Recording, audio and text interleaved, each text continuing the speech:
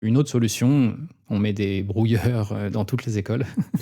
Ça pose d'autres problèmes du coup. Ça pose d'autres problèmes, bien Ouais. sûr. Mais Salut Mailleux. salut Daoro. Aujourd'hui, on va parler un peu d'enfants et puis de leur rapport aux écrans. Est-ce que ça te paraît bien comme description? Ça paraît être ça, oui. Puis, comme d'habitude, on boit du thé. Qu'est-ce que tu bois aujourd'hui? Alors moi, je bois du Longjin aujourd'hui, tout simplement. Rien de très spécial. C'est toujours un thé qui est agréable, je trouve. J'aime bien y revenir régulièrement quand même. Je rigole un peu parce que pour les auditeurs et auditrices habitués, c'est vrai que c'est un thé qui revient assez souvent chez toi. Ouais. Et toi, qu'est-ce que tu bois? Je bois un thé du Kenya, ce qui peut-être peut surprendre un peu, parce que c'est pas la première nation auquel on pense quand on pense à du thé, qui est un thé blanc qui s'appelle le Rhino. Ça, je pense, c'est son nom un peu marketing. Ouais. C'est très sympa. J'avais dû dire dans un vieil épisode que les thés blancs, c'était pas trop mon truc. Mais celui-là, j'avoue que je suis très triste parce que je l'ai fini aujourd'hui, en fait. Et j'en boirais encore vraiment volontiers plein parce qu'il était vraiment très, très bon. Très floral, très parfumé. Puis un goût doux, dans le sens agréable, quoi. Intéressant. Et il marchait super bien froid. Cet été, je l'ai infusé à froid. Je sais pas si c'est un argument ou je trouve qu'il avait un petit goût de thé froid de la Migros, mais en meilleure qualité en fait, quand il était fait froid, pour les gens qui connaissent. Mais du coup en mieux parce que non sucré et puis fait soi-même quoi. Donc si quelqu'un a une Madeleine de Proust pour le thé froid de la Migros et qu'il veut une version saine, c'est ça? Peut-être un peu plus fine quand même, mais ça m'évoquait vraiment ça. Alors que chaud, pas du tout. Mm. Mais en tout cas, ouais, super équilibré, super bon. Vraiment, je l'adore. Et bon, j'en ai plus, là, je l'ai fini aujourd'hui. Dommage, et apparemment il a l'air sold out chez ton fournisseur. Finalement, les thés blancs, en fait, en tout cas, ça, j'aime bien. Alors que je croyais que j'aimais pas ça. C'est vrai qu'il y a quand même très grande variété à l'intérieur de tout ce spectre et on peut souvent trouver des choses qu'on aime même si c'est une catégorie qu'on pensait ne pas apprécier.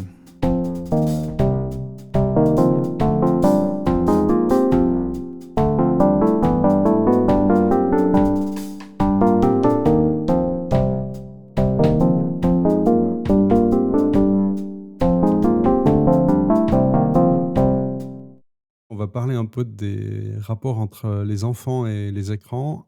Au risque de sonner un peu vieux jeu, je pense qu'un des principaux messages, ça va être de dire de faire attention. C'est pourtant des choses qu'on a déjà entendues il y a bien longtemps. Je sais pas, quand j'étais petit, j'entendais aussi oh là là, ils passent trop de temps devant les écrans, c'est pas bien pour eux. Bon. Et j'ai toujours pensé que c'était un peu stupide parce qu'en fait, enfin, je sais pas toi, mais moi j'ai l'impression d'avoir bien grandi, même en passant beaucoup de temps devant les écrans quand j'étais plus petit. C'est quelque chose que tu as vécu comment? Moi, j'avais un peu des limites autour de ça, imposées par mes parents. Je pense qu'il y avait une vraie différence entre les écrans de l'époque, dans mon cas des années 90, qui était surtout la télé, et puis au début 2000, quelques téléphones portables, mais à l'époque où la seule chose qu'on pouvait faire, c'était jouer à Snake et envoyer des SMS globalement, mais avec des écrans noirs et blancs, etc. Ah oui, et un peu de jeux vidéo aussi. J'ai eu une Game Boy quand j'étais enfant. Mais j'avais, en tout cas pas en période scolaire, j'étais relativement limité, ouais. Il y a eu un peu de surréaction à cette époque-là sur la télé. Pas forcément pour les tout petits enfants, parce que je sais que là, il y avait eu des recherches qui avaient été faites et qui montraient que chez vraiment les tout petits, donc en dessous de 6 ans, il y avait une relation entre le temps passé devant la télé et des problèmes de développement cognitif. Apparemment, en tout cas, au-delà de cet âge-là, ça a l'air d'avoir moins d'effet, à moins que ce soit quelque chose de constant. Il y a un peu cette impression qu'il y a peut-être eu une surréaction à l'époque et que, à cause de ça, maintenant, on prend peut-être moins au sérieux les écrans actuels, en fait. Que justement, là, c'est quelque chose qui revient de manière récente.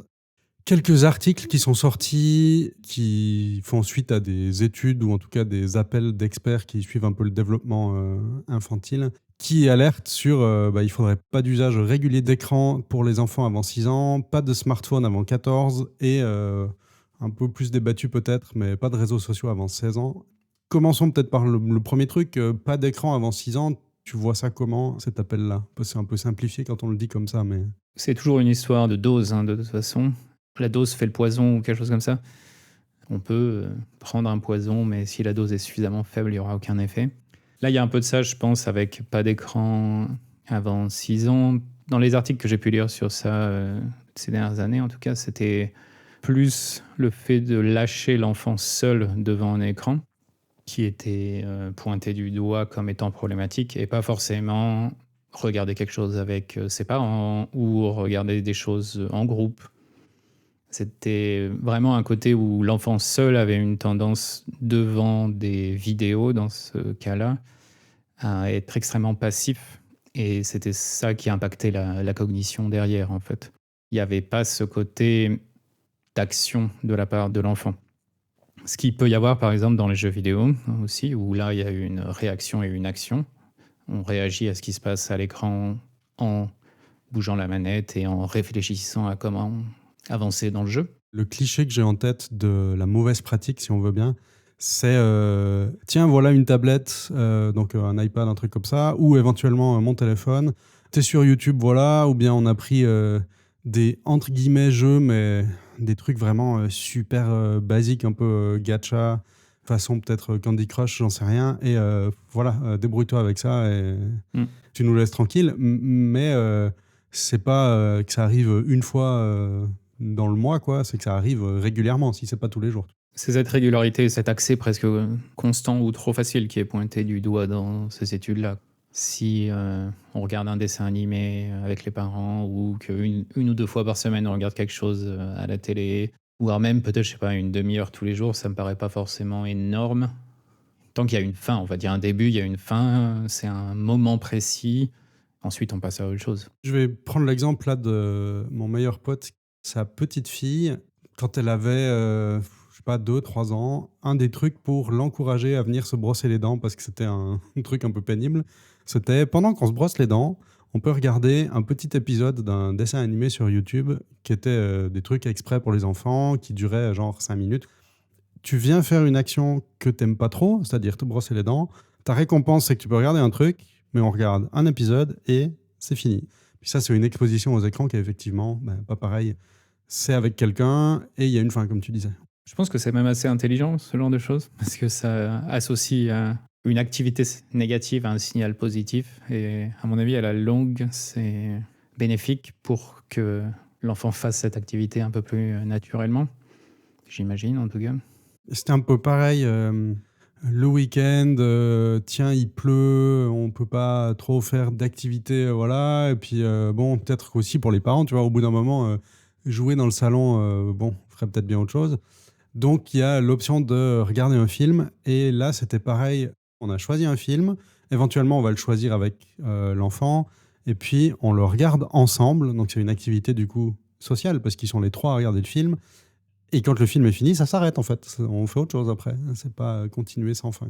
On crée du social avec cette activité et c'est ce qui donne ensuite, je sais pas, apprécier le cinéma avec des amis, enfin ce genre de choses où c'est... Même si on va voir un film, on va voir un écran, en fait, on est quand même dans le contexte social. Après, on peut réagir pendant le film ou après. Il n'y a pas ce côté où, d'une certaine manière, c'est une activité isolée et purement solitaire. Il faudrait pas qu'il y ait une exposition régulière, constante, permanente, etc. Mais pourquoi il faudrait pas en fait? Quels sont les trucs un petit peu négatifs? De ce que j'ai relevé dans les articles et études qui sont passés, ça limite un peu les échanges affectifs et sociaux de l'enfant avec, par exemple, les parents et aussi les amis, qui sont nécessaires au bon développement de l'enfant, hein, d'avoir ces échanges, voilà. Parce que toute l'attention, elle est focalisée sur l'écran, en fait, et pas sur les interactions avec les autres. Ça va générer des troubles externalisés un peu de l'attention, mais aussi de sociabilisation chez les enfants. C'est particulièrement marqué chez les enfants qui sont jeunes, hein, donc entre 1 année et demie à 3 ans, mais aussi chez des enfants en âge scolaire et les adolescents. Est-ce que toi, tu vois encore d'autres côtés négatifs Aussi le développement de la motricité. Parce que quand on joue en utilisant son corps, c'est comme ça qu'on développe sa motricité, particulièrement tout ce qui est motricité fine. Puis là, je vois que dans une infographie que tu as mis dans les notes, ils parlent de ça, justement, au moins d'exploration tactile élaborée, ils appellent ça. J'avais aussi entendu parler de ça dans un autre contexte, un peu lié aux écrans, mais qui était quand on arrêtait d'écrire à la main et au lieu de ça taper au clavier. Il y avait aussi des pertes du point de vue de la motricité fine et il y a vraiment quelque chose dans le cerveau qui est qu'on le maintient en bonne santé en faisant des petits gestes précis. En tout cas, à ma connaissance, il y avait eu des choses du style aussi sur les études en Asie ou dans les pays où ils utilisaient des baguettes, où il y avait l'air d'avoir une corrélation entre garder sa motricité en étant âgé et le fait d'utiliser des baguettes. Alors, c'est pas seulement les baguettes évidemment qui changent tout, mais ça demande une motricité plus fine de contrôler des baguettes que d'utiliser une fourchette. De dessiner avec des crayons, des feutres, un peu mieux que de juste poser son doigt sur la tablette, et encore même Ouais. pas trop souvent, vu qu'après on va regarder une vidéo pendant 20 minutes. Il y a un autre point auquel je pense en même temps qui est différent de notre jeunesse, c'est que on n'avait pas forcément cet exemple de personne constamment devant un écran. Moi, j'avais envie de regarder la télé ou d'être sur ordinateur, mais mes parents, c'était pas du tout quelque chose qu'ils faisaient énormément. Ils regardaient les infos, par exemple, ils travaillaient sur ordinateur de temps à autre, mais ils n'avaient pas, il me semble, en tout cas, beaucoup de hobbies, on va dire, en tant que hobby, l'ordinateur ou la télé. Ça arrivait qu'ils regardaient des films aussi, ils aiment beaucoup le cinéma, etc. Mais il n'y avait pas ce côté où maintenant, de nos jours, les enfants, ils voient leurs parents sur le smartphone énormément aussi, en fait. Je pense que ça a aussi un impact qui est fort parce qu'on a tendance, en tant qu'enfant, à exacerber ce que font nos parents. Le cerveau, c'est une vraie éponge quand on est enfant et notre environnement social qu'on voit quasiment le plus, c'est nos parents ou notre cercle familial en tout cas. Et je pense que ce côté qui est que l'exemple donné, c'est qu'on passe du temps sur les smartphones, ça doit exacerber chez l'enfant ce besoin et cette envie d'être devant un téléphone, même sans savoir ce que c'est. Parce que des enfants très jeunes, ils ne savent pas ce que c'est qu'un téléphone, mais malgré tout, ils vont demander à avoir le smartphone des parents ou des choses comme ça. Ça, j'ai pu le voir aussi. Est-ce que je peux avoir ton smartphone, s'il te plaît? Est-ce que je peux voir des trucs? Tu fais, non, non. Enfin, il faudrait pas idéalement, mais ouais. Et je pense pas qu'il faille forcément l'interdire complètement, mais comme on a dit avant, que ce soit des moments. Ok, on va regarder les photos qu'on a prises. J'ai une nièce qui est un peu comme ça et qui veut regarder les photos sur le smartphone tout le temps. Ouais. Et je pense que c'est assez sain de dire non, pas maintenant. Par contre, certains moments, allez, on va regarder les photos. Qu'est-ce que tu veux regarder comme photo? Et puis alors, elle décrit ce qu'elle a envie de voir et on va chercher les photos en question, etc. Et si c'est un moment qui a une certaine durée et dans un contexte social, je pense que là, il y a aussi autre chose qui se crée, quoi. Dans les aspects négatifs, les heures qui sont passées devant un écran sont considérées pour les petits comme du temps qui est volé à des processus d'apprentissage qui vont par exemple entraver le développement de leur manière d'exprimer les émotions, leur manière de parler, en fait, le langage, l'apprentissage, tout ça. Ton exemple de voir les photos, c'est un bon exemple là-dessus, je pense. Ta nièce, si on lui donne une tablette ou un téléphone avec tiens, voilà les photos, tu te débrouilles, elle va pas apprendre grand-chose à part glisser le doigt sur l'écran, et puis peut-être qu'elle va voir des photos qui vont lui rappeler des trucs ou qui vont lui évoquer des choses, mais elle n'aura pas de débrief un peu sur ce qui se passe, qu'est-ce que ça peut lui évoquer, comment elle se sent par rapport à ça, parce qu'elle est vraiment laissée dans son coin toute seule. Alors que, comme tu expliquais là, s'il y a un accompagnement des parents pour dire ok, on fait un moment, maintenant on va regarder les photos, du coup tu as une interaction avec l'enfant de tu vois ça, pourquoi tu rigoles, à quoi ça te fait penser, mais tu te souviens cette troisième photo qu'on regarde là, qu'est-ce qu'on avait fait ce week-end-là, ou bien ces vacances, comment tu te sens et tout. Et là, il y a un dialogue, il y a de la création d'émotions aussi que tu peux interpréter tout ça. Et il y a une grosse différence, je pense, là-dessus. Et ça crée des relations déjà par la communication. Et ça crée aussi une certaine relation à ses souvenirs, qui est aussi intéressante, à mon avis, à développer. Le fait de ah oui, je me souviens qu'on avait fait ça il y a quelque temps, etc. Comme tu disais, en étant seul, on va aussi se souvenir, mais je pense que le fait de ne pas avoir ce lien ensuite ne renforce pas autant les circuits neuronaux, en fait. Ça, c'est un truc qu'on sait scientifiquement, que c'est mieux d'avoir plusieurs entrées d'informations de cette manière. Et quand on discute avec quelqu'un, il y a le son, mais il y a aussi la vue avec le mouvement du visage, potentiellement le toucher si on est assis l'un contre l'autre dans un canapé. Enfin, il y a plein de choses qui rentrent en compte, plus que juste regarder quelque chose. Dans des chiffres que j'ai vus sur l'infographie qu'on mettra dans les notes de l'épisode, j'ai appris que les enfants qui ont moins de 3 ans peuvent être exposés au total jusqu'à 2 heures par jour à des écrans. Alors, c'est un mix entre des expositions directes où ils regardent eux-mêmes l'écran et indirectes où c'est les parents qui regardent un écran, mais l'enfant peut zioter un petit peu, voilà.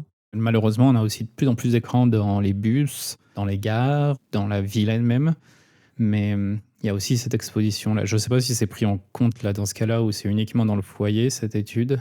On voit avec ça que les enfants de moins de 3 ans, ils sont quand même beaucoup exposés. À mettre en rapport où 15% des enfants sont accompagnés par les parents lors de cette exposition. 15%, Hmm. c'est rien. Ouais, c'est très peu. Ça veut dire que la plupart du temps, pour un grand nombre, ils sont tout seuls.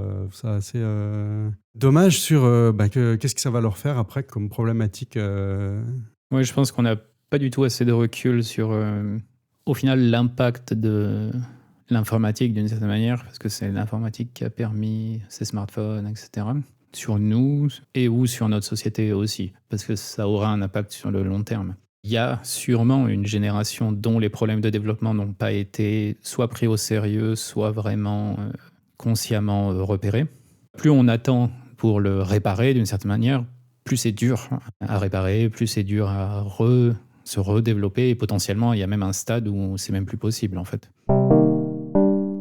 Pour passer à des plus grands déjà, comme on parle de pas de smartphone avant 14 ans par exemple, et pour faire le lien avec ce que tu étais juste en train de dire à l'instant, pour côtoyer quand même de temps en temps des jeunes adultes qui peuvent avoir, qu'est-ce qu'on va dire, entre 20 et 25 ans, je trouve qu'il y en a pas mal qui ont des soucis d'anxiété sociale en fait, parce qu'ils ont de la peine à aller parler à des gens.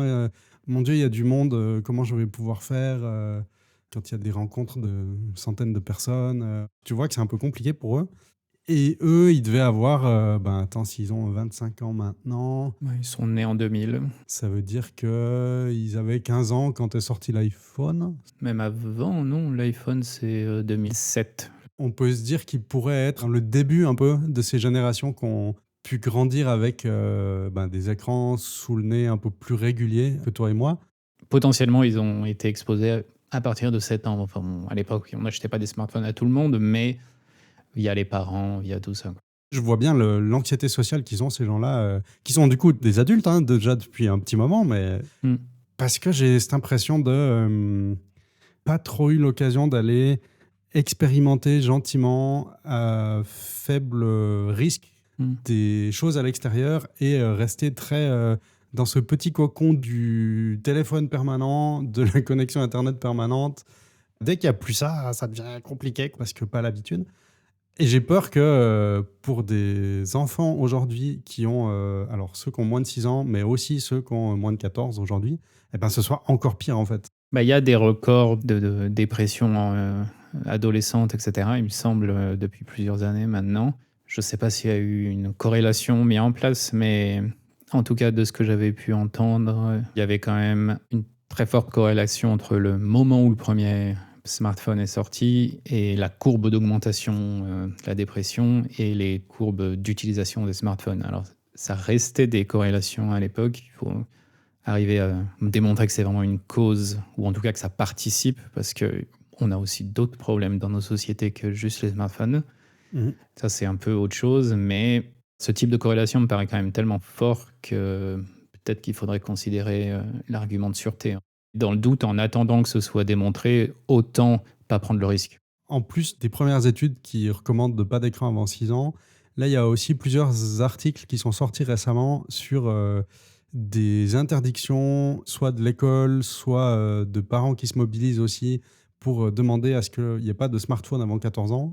Ils ont pris la limite de 14 ans. Voilà. Qu'est-ce que tu penses de tout ça Contrairement au Nokia 3310 qu'on avait, ce genre de téléphone où on pouvait que s'envoyer des SMS, là, il y a quand même un accès à beaucoup d'autres choses, quoi. C'est pas juste des mots qu'on se passait entre copains d'une certaine manière, parce qu'il faut pas oublier qu'à cette époque-là, on payait par SMS. Ça m'a toujours étonné, en fait, qu'on ait le droit d'utiliser son smartphone en cours, même de l'avoir avec nous, en fait. Donc pour moi, c'est assez logique que les écoles l'interdisent. Je pense que c'est normal. On n'a pas à avoir un ordinateur portable en accès constant quand le but, c'est qu'on apprenne quelque chose. Ça me paraît logique de venir à ça. Soit il faut le laisser sous clé, littéralement, en classe quelque part. jusqu'au soir, soit il faut pas du tout que les enfants se déplacent avec. C'est aussi quelque chose, je pense, qui crée des dynamiques différentes. J'avais un lecteur CD audio et j'ai eu un Walkman quand j'étais enfant aussi. Ça m'est arrivé au collège et au lycée de l'emmener pour écouter de la musique entre les cours. Il n'y avait pas cette masse critique où tout le monde en avait un et tout le monde écoutait de la musique en continu d'une certaine manière. On se parlait quand même entre les cours, on avait quand même des interactions sociales directes et pas des interactions sociales qui passaient par le téléphone. Ça, je suis tout à fait d'accord. Il y a eu un moment où j'étais je pense déjà à partir du collège, en fait, donc je sais pas, 12-13 ans, un truc comme ça, où la majorité devait déjà avoir un téléphone. Mm. Il y avait un affichage 3 ou 4 lignes en noir et blanc. Écrire des SMS, ça coûtait des sous et il fallait le taper un peu lettre après lettre au clavier numérique. Enfin, 9 touches. 9 touches, quoi, ouais, voilà. Ce qui est quand même pas pareil que d'avoir un vrai clavier de smartphone. Donc, on n'avait pas d'intérêt à se parler entre nous avec le téléphone. Si on était face à face ou un peu dans le même lieu, on n'allait pas dépenser de l'argent qu'on n'avait pas et prendre beaucoup de temps, quoi. Ouais, exactement. Ce qui est effectivement pas pareil quand tu peux te causer sur WhatsApp tout le temps et du coup, tu peux être 15 assis l'un des côtés de l'autre et personne ne se parle juste via l'intermédiaire du téléphone, quoi.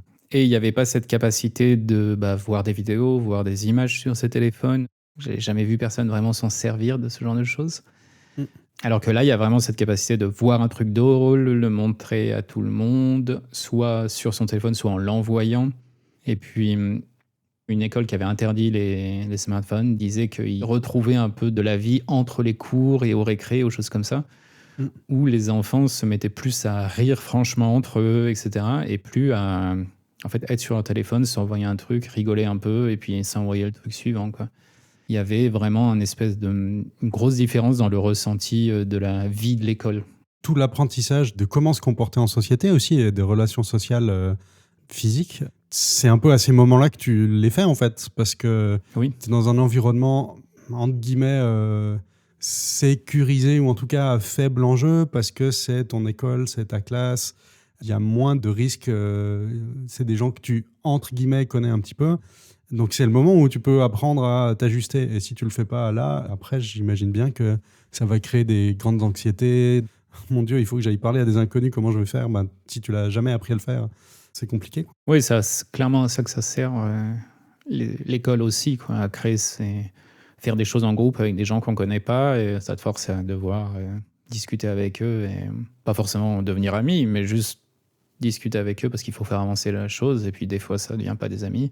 Des fois, oui. Mais ça t'offre cet apprentissage dans un lieu qui est un peu plus sécurisé que juste l'extérieur. Je pense que les smartphones aussi, trop jeunes, ça autorise jamais une coupure. Même si tu le déposes dans un casier, machin, le temps des cours. Après, quand tu sors, tu repars avec à la maison. Mais du coup, à la maison, tu repars avec tous tes amis, mais aussi tous tes ennemis, entre guillemets, de l'école, qui te lâchent jamais, en fait. Mhm. Et que tu dois tout le temps être attentif et présent parce que tu risquerais de manquer le dernier truc cool que font tes potes. Puis, t'as tout manqué, t'étais pas là. Ouais, mais enfin, là, j'ai juste été manger, en fait. Donc, je suis pas sur mon téléphone tout le temps.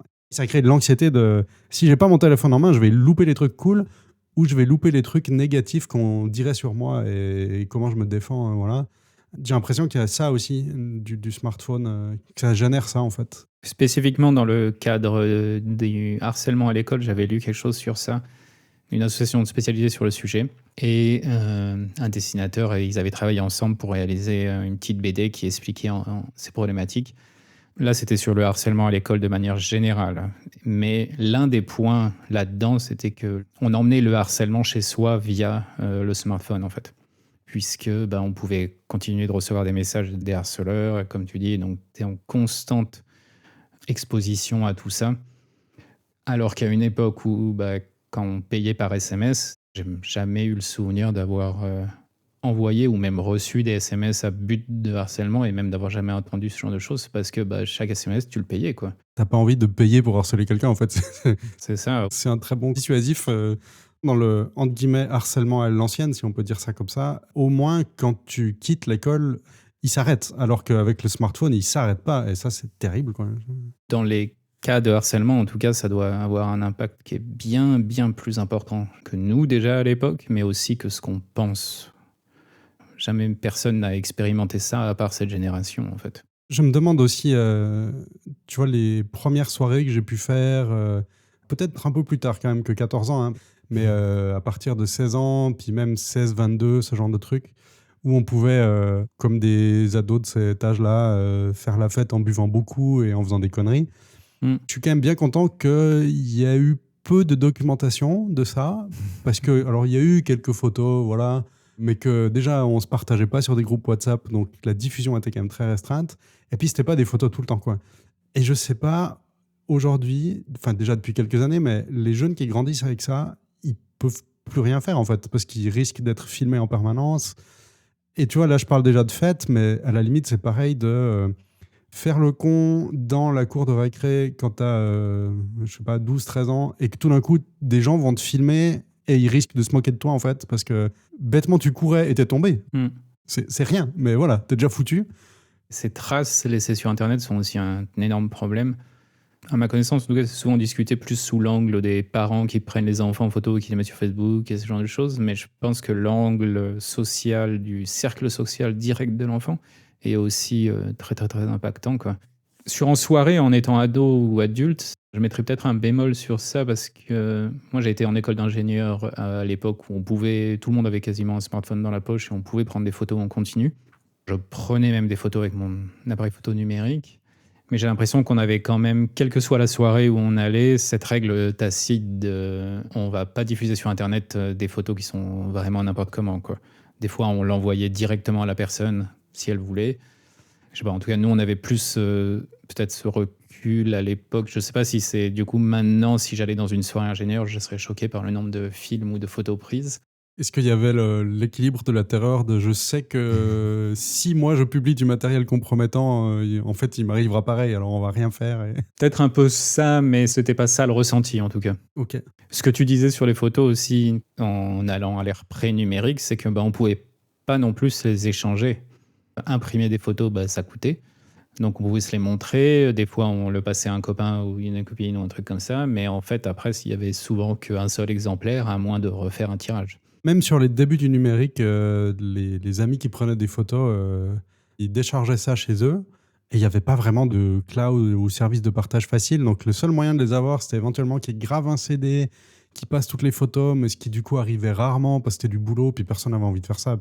On pouvait s'échanger quelques photos, parce qu'on pouvait s'envoyer par mail 2 ou 3 photos, pas les 300 qui ont été prises à ce moment-là. Cette énorme facilité de partage a un gros impact sur la situation actuelle. Cet accès constant à Internet et à un Internet très rapide. Ouais, là, tu peux en permanence aller regarder des trucs.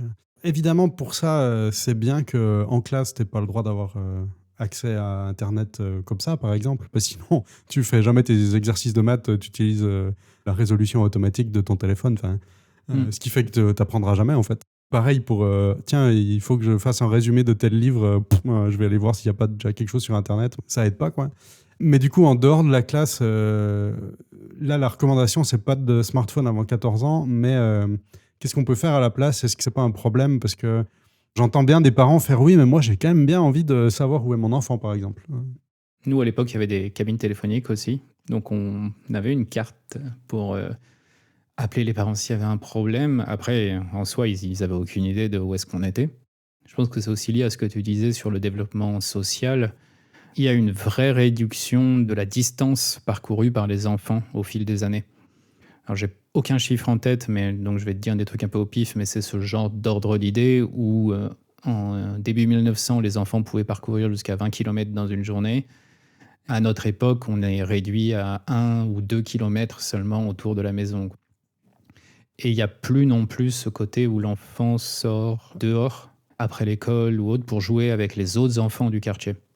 Apparemment, c'est quelque chose qui a très très fortement diminué, voire disparu dans certaines villes, où l'extérieur c'est dangereux, il y a des voitures qui roulent vite, il y a des gens qui peuvent t'enlever. Enfin, il y a toutes ces peurs aussi qui sont statistiquement improbables, mais dont on en a quand même peur.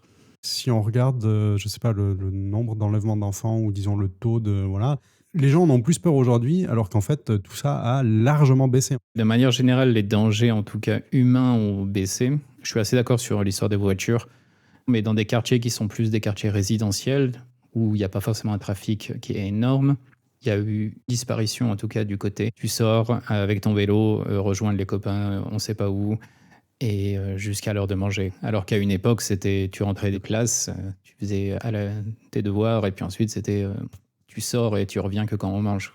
Et je pense que ça, c'est aussi quelque chose qui a un fort impact sur le développement social.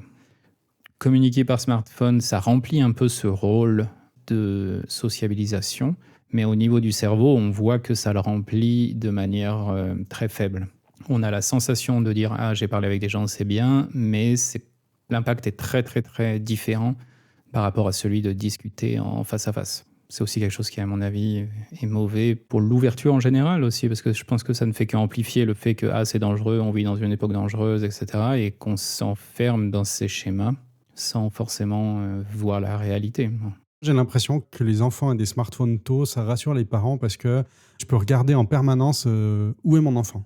Alors déjà, mauvaise nouvelle, je suis chez mon meilleur pote, voilà, alors qu'en fait, on lui a juste passé le téléphone pour qu'il soit posé sur la table et ils sont ailleurs. Enfin, ça ne marche pas. La protection de l'enlèvement, je pense que les gens qui veulent vraiment enlever des enfants en étant malveillants, ils sont pas stupides et ils vont jeter le téléphone. Enfin, il y a des chances. c'est une impression d'être rassuré, mais pour des trucs qui sont un petit peu stupides. Mm. Je peux entendre l'argument de oui, mais si mon enfant a un problème, c'est quand même bien qu'il puisse nous contacter. Tout à fait.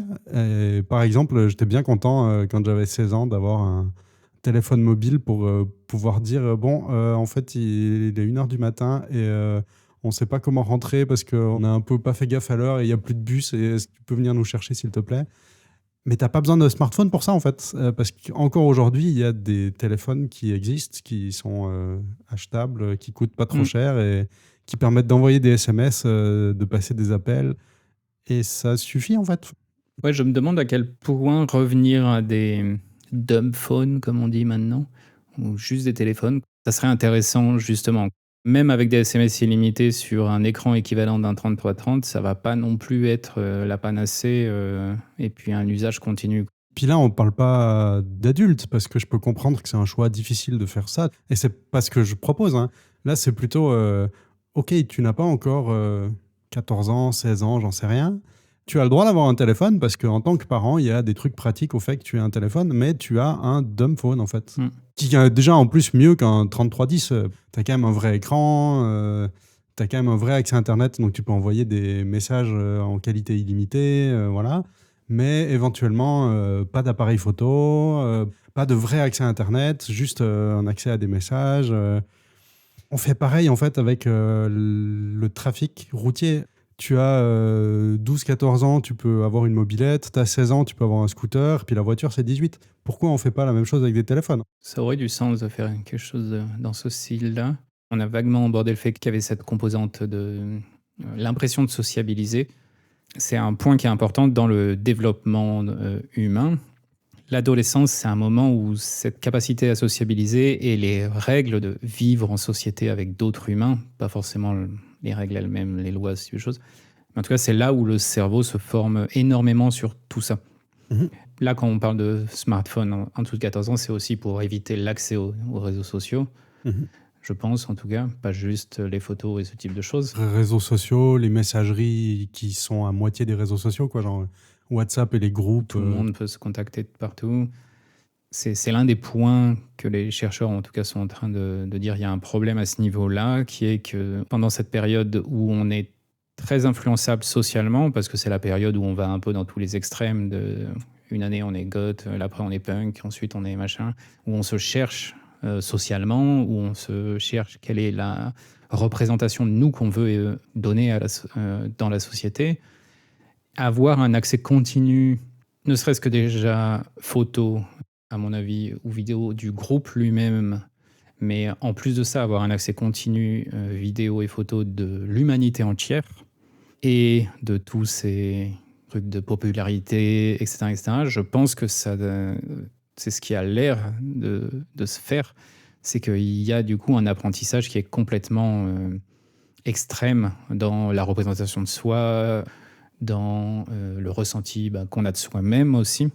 Parce qu'être très influençable, c'est pas seulement devenir punk parce que nos potes sont punk, mais c'est aussi être renvoyé que on a un nez trop gros, ou on est en surpoids en continu et puis c'est pas bien, il faut être maigre, et cetera, et cetera. Et Mmh. toutes ces choses-là, à la longue, détruisent notre perception de nous. Et si on a une perception de nous qui est détruite, on a aussi des problèmes sociaux plus larges généralement, et cetera, quoi. C'est un peu la boule de neige, ouais, qui grossit, grossit, grossit en roulant, en fait. Un petit truc initialement, potentiellement, mais dans une phase extrêmement sensible, et c'est là où ces problèmes sociaux, en fait, sont exacerbés. Je suis assez d'accord d'interdire les smartphones aux enfants de moins de 14 ans, voire même un peu plus. Je ne serais pas forcément contre mettre ça à 15-16, quoi. Par contre, je suis OK de dire oui, vous avez des téléphones, mais qui sont pas smart, quoi. Donc, c'est pas une dalle d'écran. Comment tu te places là-dessus, en fait? Oui, un point que je pense depuis tout à l'heure et que j'ai oublié de dire, c'est que c'est vachement plus facile de parler de ça quand on n'est pas parent. Ah oui, alors pareil, oui, tout à fait. Je tiens quand même à préciser, à aucun moment je dis que c'est facile d'imposer ça, surtout dans une société qui pousse à cette consommation et qui a énormément normalisé l'usage du smartphone. Mais presque on interdit l'informatique en accès continu. Je pense que ça aurait pas mal de sens de dire ça, en fait. Je tiens en accès continu. C'est ça qui pose problème. Ce côté consommation extrêmement facile, tout ce qui est système de récompense dans le cerveau qui a besoin d'être constamment rempli, et donc on le remplit constamment en allant sur Internet, en regardant vite fait une petite vidéo qui fait du bien et puis une autre petite vidéo qui fait du bien, au lieu de prendre plus de temps entre les activités et potentiellement à faire des choses un peu plus dures mais qui donnent plus de récompenses. Ça n'aide pas, quoi. Une solution un peu efficace, c'est de ne pas avoir de smartphone, mais c'est dur à mettre en place tout de suite, parce qu'il faut que ce soit un effort commun. Plus facile à mettre en place tout de suite si vos enfants ont déjà un smartphone, par exemple, c'est d'utiliser le contrôle parental, parce que je pense qu'il y a beaucoup de parents qui soit ne savent pas qu'il y a le contrôle parental qui existe, soit qui n'ont jamais pris la peine de le faire. Et ça, c'est des trucs qui me paraissent assez importants. Je prends l'exemple, parce qu'il en a parlé publiquement, de Yvan Le Fou, le responsable de la publication de Presse Non-Stop chez Canard PC, qui a des ados et qui disait, les téléphones, ils sont configurés sur le contrôle parental. Il y a des limites de durée d'utilisation pour des applications, mais il y a aussi une limite générale qui dit que, je ne sais pas, c'est 22 heures, le téléphone arrête de fonctionner, en gros. Ouais. Dans l'espoir que, même s'ils ne vont pas rendre le téléphone la nuit, que c'est peut-être quelque chose qu'ils font, mais tu vois, imaginons qu'ils vont récupérer à 2 heures du matin leur téléphone, le téléphone ne marche pas parce que c'est passé l'heure. Voilà. Je ne sais pas s'il fait aussi des trucs de le Wi-Fi est coupé à partir de telle heure, comme ça, tu ne peux plus utiliser. Il y a des moyens de mettre en place des restrictions comme ça pour faire que tes enfants y dorment et qu'ils ne passent pas la nuit sur leur téléphone.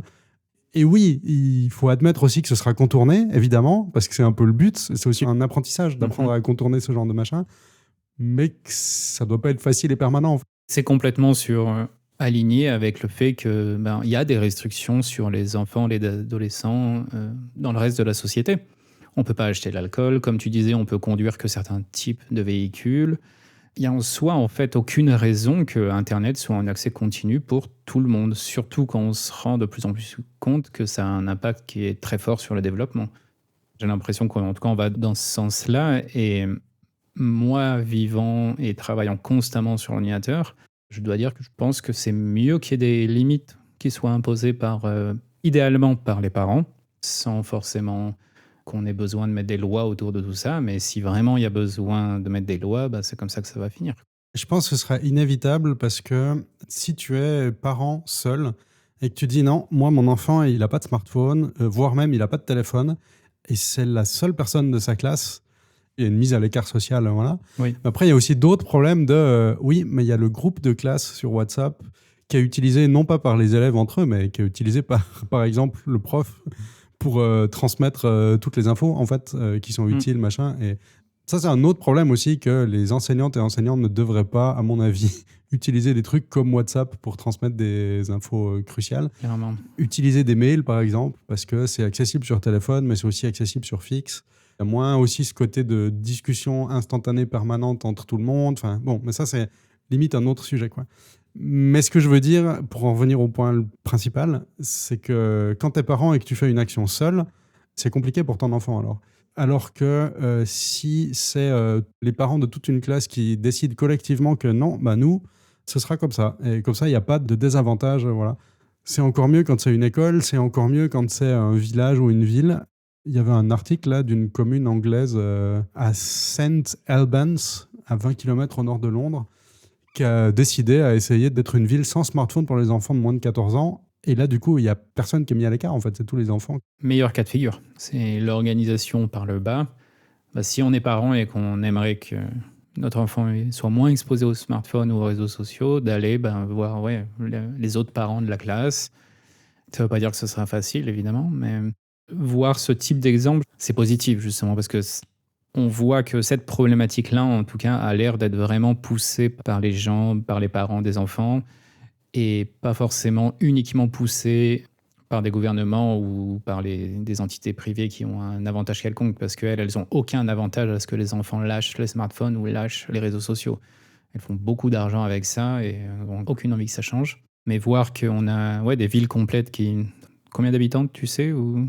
Il y aurait 80 000 habitants. Quand même, ouais. Un petit peu plus, mais pour donner l'ordre d'idée. Ce qui est pas rien quand même.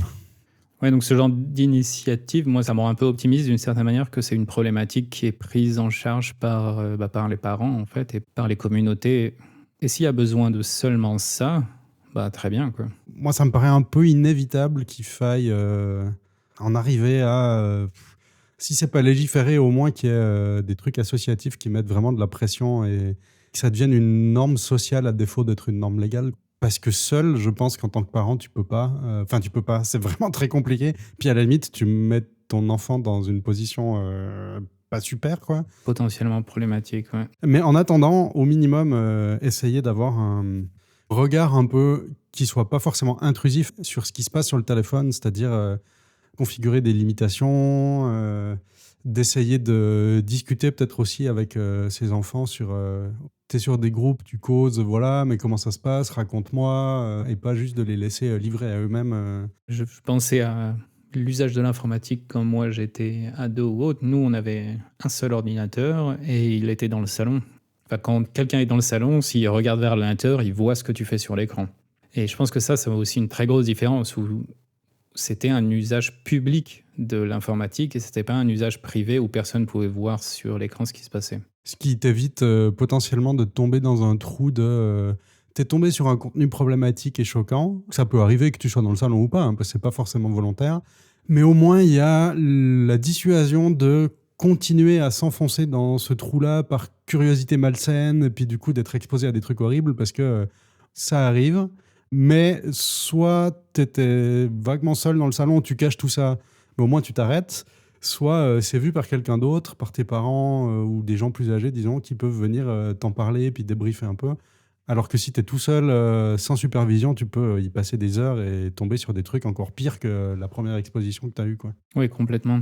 C'est vrai qu'on parle des fois beaucoup de solutions technologiques à des choses pour dire non, mais il faut pas de réseaux sociaux avant peut-être tel âge, il faut pas aller sur n'importe quels endroits, etc.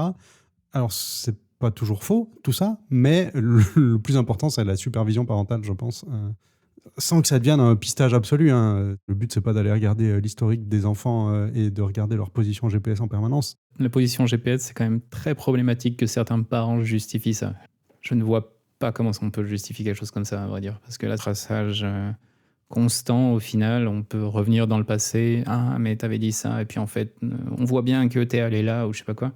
Oui, enfin, il peut y avoir plein de raisons. Le bus a été dévié. Enfin, je sais pas, il y a plein de choses qui peuvent faire des fois aussi des choses qui sont juste fausses. Mais on s'arrête sur l'espèce de données factuelles de le GPS a raison. Sans compter que si on éteint son téléphone, la position de GPS, il n'y en a plus. Si on met son téléphone dans une boîte en métal, la position GPS, il n'y en a plus. Enfin bon, c'est contournable très facilement aussi. Comme je disais tout à l'heure, je l'ai laissé à un ami et du coup, moi, je vais faire mes conneries. Il n'y a pas trop de problème pour ça, quoi. Est-ce que tu as une conclusion que tu aimerais rajouter par rapport à tout ce qu'on a dit aujourd'hui ou... C'est vraiment quelque chose qu'il faut prendre au sérieux. J'ai aussi vu des endroits où c'était même les adolescents eux-mêmes qui demandaient à ce qu'il y ait des limites qui soient mises en place. Quand on en arrive là, c'est quand même assez impressionnant aussi. C'est vrai. Il y a des moyens de limiter cet accès. Ça va pas forcément être facile. Ça va pas non plus être du jour au lendemain. Mais je pense que c'est vraiment quelque chose qu'on doit réfléchir en termes de société parce qu'on a de plus en plus de preuves que c'est pas bon Peut-être que ça permettra aussi de donner un coup de pied un peu dans la fourmilière de ces énormes entités qui gèrent tous les réseaux sociaux sur lesquels on est. Ce que j'aimerais juste dire, c'est un peu déjà de se poser un peu la question de quel est l'usage. Est-ce que vraiment mon enfant il est régulièrement devant des écrans ou non? Et que ce soit avéré et pas juste je crois que je lui donne le téléphone une fois de temps en temps. Non, non, ça, il faudrait être un peu plus carré sur les données Hmm. et dire bah non, les tout petits, il faut pas qu'ils soient seuls devant des écrans. Que ça doit plutôt être des activités de groupe si on regarde même la télé en fait, et qu'il y a un arrêt quoi. Et puis pour les plus grands, ben, questionner est-ce que le smartphone il est donné de manière débridée ou est-ce que il y a quand même des choses qui cadrent un petit peu, autant en termes de durée qu'en termes d'usage en fait. C'est un peu malheureux de remettre la faute dessus, mais les parents, il faut aussi qu'ils fassent le travail de parents. Hmm. Et souvent, c'est peut-être par manque de connaissances et de réflexion, spécialement vis-à-vis de l'usage des smartphones sur les ados, mais Oui. bah, c'est le moment de commencer à se poser des questions et essayer de se renseigner. Qu'est-ce qu'on peut faire pour configurer le téléphone? Qu'est-ce qu'on peut faire pour encadrer? Et qu'il ne faut pas hésiter à aller demander de l'aide, hein. Il y a des associations aussi sur Mhm. l'éducation au numérique qui existent. Il ne faut pas hésiter à se tourner vers des structures associatives ou ce type de choses qui réfléchissent à ça ou qui ont déjà des règles, entre guillemets, un peu à suivre. L'enfant qui se développe, c'est vraiment un miroir du parent. Donc c'est aussi, à mon avis, l'occasion de se pencher sur sa propre consommation de téléphone et de peut-être réaliser que on l'utilise trop, en fait, et que c'est aussi ça qui normalise la chose avec ses enfants, quoi. C'est pas uniquement, à mon avis, mettre la pression sur les enfants, de la part des parents, je veux dire. Enfin, pas la pression, mais l'interdiction sur les enfants, Mm. mais aussi peut-être fonctionner plus en communauté et de dire, ben non, voilà, à partir de maintenant, nos téléphones, quand on rentre chez nous, ben, ils sont tous mis dans l'entrée, sur la table ou je sais pas quoi. Si on a besoin d'aller répondre au téléphone ou des choses urgentes à faire, ben, on peut aller les prendre et faire ce qu'on a à faire là. Mais ensuite, ça reposer là et puis on l'amène pas dans le salon ou encore moins dans les chambres. Je pense que travailler ça en tant que petite communauté familiale, en fait, ça doit aussi grandement faciliter ce genre de choses. Il faut peut-être remarquer et prendre conscience que tous ces écrans, c'est pas anodin. Alors déjà sur nous adultes, mais encore plus sur des êtres humains en développement, donc les petits enfants, les ados, voilà. Et que les smartphones de 2025, c'est pas la même chose que les téléphones de 2000. Un smartphone qu'on a en permanence dans sa poche, c'est pas la même chose qu'un PC fixe qui avait un internet à payer, qu'une télévision classique qu'on pouvait regarder le matin avant d'aller à l'école. C'est pas la même chose qu'un TikTok permanent, quoi. Ouais. Questionner un petit peu tout ça. Et puis avant qu'on se quitte, est-ce que tu rappelles à tout le monde où est-ce qu'on peut nous retrouver? Comme d'habitude, si cet épisode vous a intéressé ou si vous connaissez des gens qui seraient intéressés par l'épisode, n'hésitez pas à le partager. Spécialement si vous connaissez des parents qui donnent des écrans en permanence à leurs enfants de 2 ans.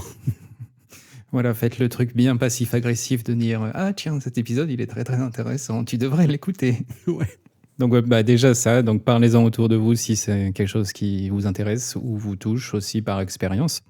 Sinon, il y a notre site internet, donc tâche avec un s-2-t.fm qui contient tous les épisodes.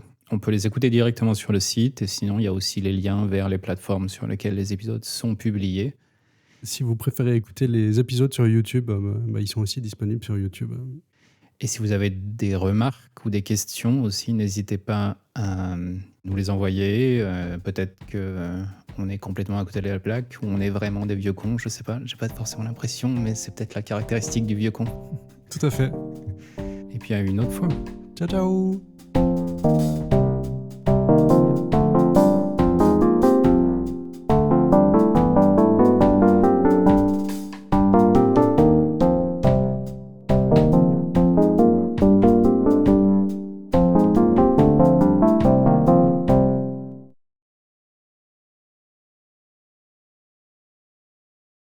C'est quoi la boule qui roule et qui amasse de la mousse ou... Ouais. Pierre qui roule n'amasse pas mousse. Voilà, elle en amasse, donc c'est plutôt la boule de neige.